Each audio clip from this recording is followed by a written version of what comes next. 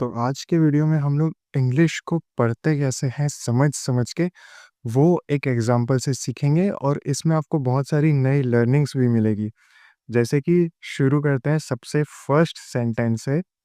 यहाँ पे लिखा हुआ है my family and I are going to the village.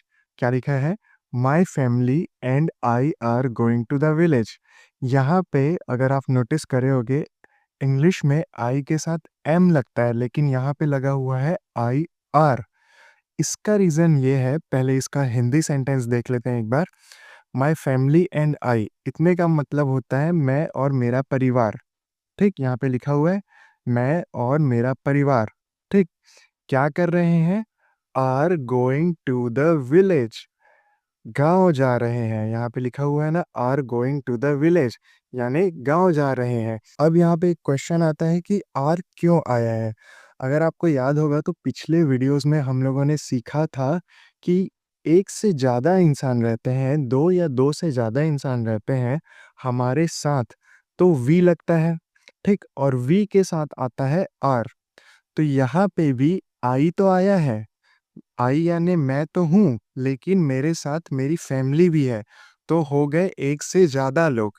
इसलिए यहाँ पे आया आई आर, यानी माय फैमिली एंड आई। ये सब्जेक्ट हो गया हम लोग का।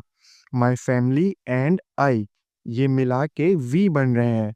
We are going to the village, मैं और मेरा परिवार गांव जा रहा है। ठीक, समझ आया होगा। आगे बढ़ते हैं नेक्स्ट सेंटेंस में। We will travel by car. We will travel by car. आपको अब से मैं वर्ड टू वर्ड बताते जाऊंगा। वी विल यानी हम, विल यानी फ्यूचर का है, मतलब वो बता रहे हैं कि हम लोग क्या करेंगे, ट्रेवल करेंगे यानी यात्रा करेंगे। बाय कार यानी कार से। क्या लिखा हुआ है? हम कार से यात्रा करेंगे। वी के लिए आ गया हम। विल यानी फ्यूचर का सेंटेंस है, जहाँ आपने सीखा होगा पिछले सेंटेंस में, पिछले वीडियोस में मेरा मतलब। ट्रेवल बाय कार यानी यात्रा करेंगे किससे? बाय कार, कार से। The village is far from the city. The village is far from the city. The village यानी होता है गांव, यहाँ पे लिखा हुआ है गांव। इस फार यानी दूर है। इस फार यानी क्या हुआ? दूर है किससे? फ्रॉम द सिटी, यानी सिटी यानी होता है शहर, यहाँ पे लिखा हुआ है ना शहर, उससे। फ्रॉम द सिटी मतलब सिटी से, शहर से। तो गांव शहर से बहुत दूर है, ये हुआ इसका मीनिंग। आगे बढ़ते हैं। My brothers live in the village. My brothers live in the village. जैसा कि आप सीख रहे हो, इसको सीखते जा रहे हो, जैसा कि यहाँ पे लिखा हुआ है my brothers live in the village, यानी मेरे भाई गांव में रहते हैं। आपको इसका अपने से वेरिएशन बनाना है, जैसे my sisters live in the village, my grand parents live in the village. ये सब का मतलब क्या हुआ? My sisters live in the village का मतलब क्या हुआ? मेरी बहनें गांव में रहती है। माई ग्रैंड पेरेंट्स यानी मेरे दादा दादी गांव में रहते हैं, या नाना नानी गांव में रहते हैं। ऐसे आपको वेरिएशन बनाना है। या एक और एग्जांपल देता हूँ। माई ब्रदर्स लिव इन, फिर सिटी का नाम लगा दिए, जैसे मुंबई। माई ब्रदर्स लिव इन मुंबई।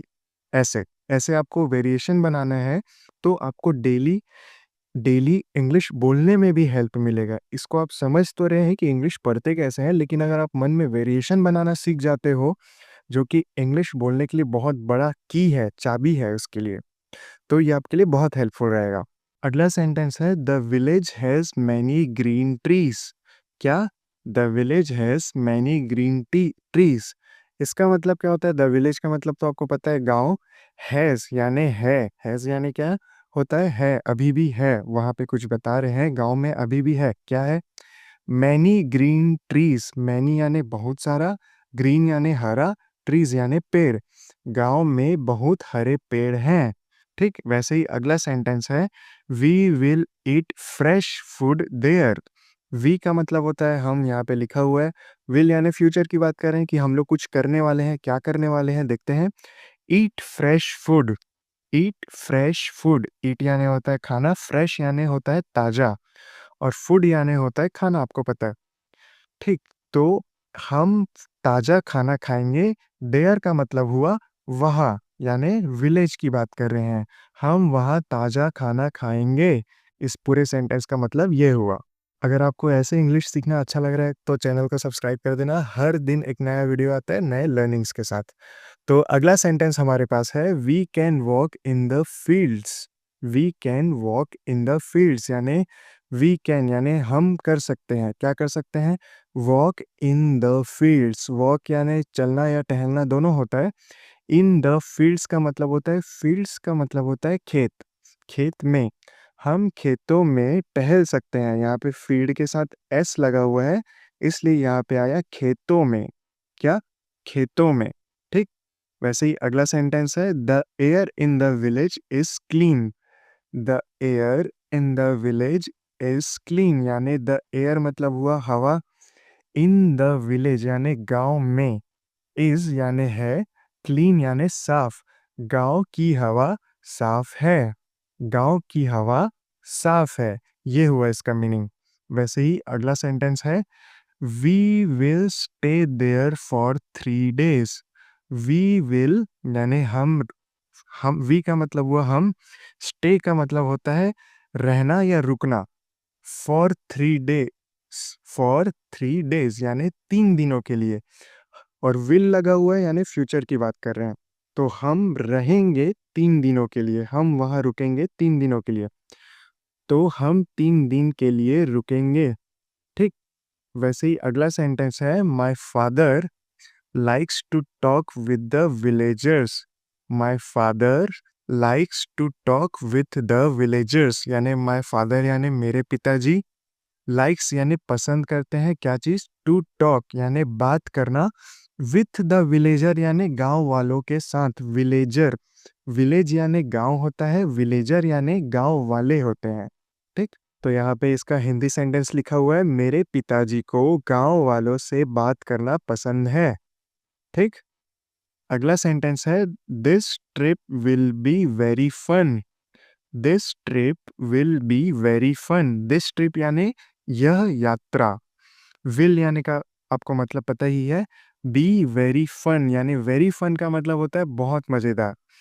तो ओवरऑल ये सेंटेंस हिंदी में होगा यह यात्रा बहुत मजेदार होगी। यह यात्रा बहुत मजेदार होगी। ठीक। तो ये थे आज के सारे सेंटेंस। और अभी तक हम लोग हिंदी से इंग्लिश ट्रांसलेट करते हुए आ रहे थे और इस वीडियो में आप लोगों ने ये सीखा होगा कि इंग्लिश कहीं पे लिखा है या सामने वालों ने बोला है तो उसको समझते कैसे हैं। थोड़ा बहुत आइडिया हो गया होगा। डेली प्रैक्टिस करने के लिए चैनल को सब्सक्राइब कर देना तो आपको समझ आते जाएगा कि हम बोलते भी कैसे हैं और सुन के समझते भी कैसे हैं। ठीक। तो आज के लिए इतना ही। मिलते हैं अगले वीडियो में।